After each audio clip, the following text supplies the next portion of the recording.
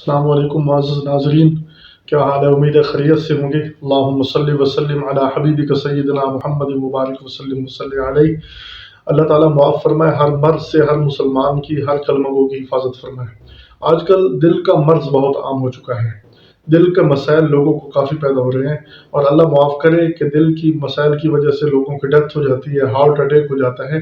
تو اس کے لیے جو ہے نا، آج کل غذاؤں کی کمزوری سمجھ لو یا جو بھی سمجھ لو، بہرحال اللہ تعالیٰ اچانک کی موت سے ہر امت مسلمہ کی، ہر فرد کی حفاظت فرمائے۔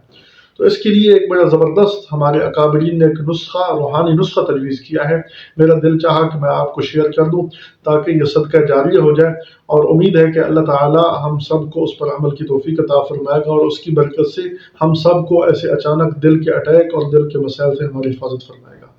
وہ یہ ہے کہ ہم ہر نماز کے بعد اپنے اس دل پر ہاتھ رکھ کر ہم یہ دعا کریں گے: یا اللہ یا رحمان یا رحیم، کن دل مارا مستقیم، بحق ایاک نعبد و ایاک نستعین۔ یہ ہر نماز کے بعد ہم کم سے کم 3 مرتبہ دل پر ہاتھ رکھ کر یہ دعا کریں گے، اور ساتھ درود شریف بھی پڑھ لیں گے۔